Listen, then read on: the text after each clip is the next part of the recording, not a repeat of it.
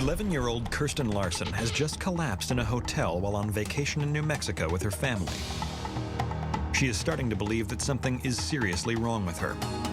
Over the course of the next 3 weeks, while the Larsons explore New Mexico, Kirsten insists on staying in the hotel or camping out in the car. That's how New Mexico went. We had all these adventurous things, hikes and trails planned out, all these places to go. I would say I'm ruining a dream vacation, but it wasn't a dream, it was a nightmare. The moment they return home, her parents take her to a doctor to find out what could be causing their daughter's frightening episodes. And this doctor said to us, when you hear hoofbeats, we think horses, not zebras. Meaning, think the obvious. You're a chubby kid. Lose some weight. Don't think it's anything out of the ordinary when the answer's right in front of you. The doctor puts Kirsten on the scale and then reassures her that if she drops 20 pounds, all of her symptoms will go away.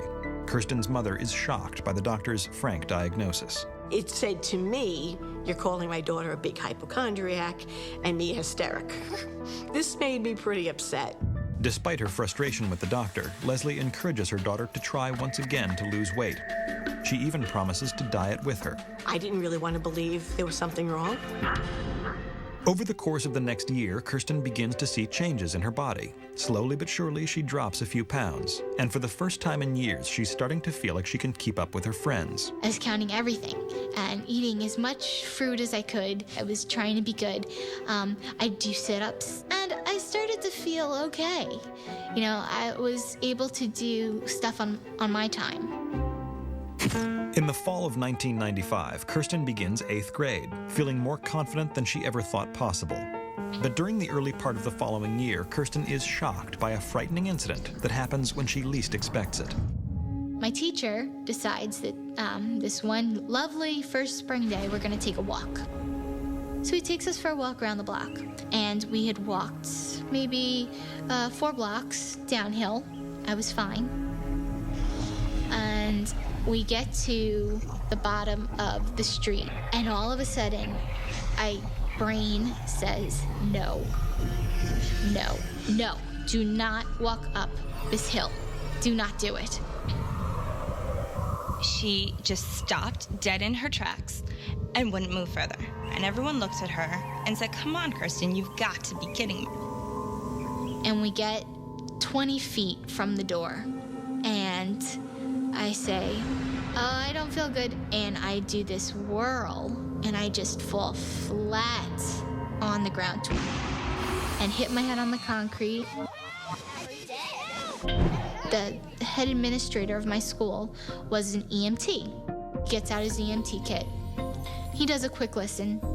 He says, wow, your heart's beating really, it's not fast, it's hard, it's pounding. But, I guess you're all right. It's maybe allergies. Spring, everything's falling and blooming, and that's what it is. It's allergies. As soon as Kirsten's mother gets word that her daughter has collapsed yet again, she races up to the campus. When the school administrator walks her through what happened to Kirsten, she accepts his seemingly plausible explanation. But she promises herself that from now on, she'll keep a close eye on her only daughter, just in case he's wrong. I kind of had in the back of my head that this just isn't right. This just isn't adding up. This just isn't normal pre-adolescent behavior. Leslie soon begins volunteering at just about every school event. She's determined to make sure she's around if Kirsten has another episode. And when her class takes their annual trip to the Statue of Liberty, Leslie Larson is one of the first mothers to sign on as a chaperone. But at the time, she has no idea that the seemingly ordinary trip would turn into the most terrifying day of her 13-year-old daughter's life. It's a crowded day, like it always is. I start out by going normal, walking up the stairs every step like a normal person. And I start to get slower. And then the tightness on my head, it's like someone's cranking it and just putting my head in a box. And the burning in my throat, and it's just killing, and your heart starts to pump. With every step I take, it's getting worse and worse. She was telling teachers, I can't go any further. I really cannot go upstairs, and being very adamant about it. And I'm going slower and slower and slower, and people want to pass me, but it's such a narrow area, and it's scary to look down that I said, cannot do it. She just became very frightened, white knuckle grip on the handrails, I have to get out of here. And people are just saying it's because I'm lazy, and it's not the answer. So that was heartbreaking. Seeing Kirsten pasty white and sweating and shaking and just not my girl. There's just something so wrong with her. Why isn't someone paying attention to me?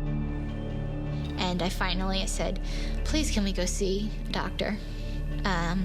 Something's just not right.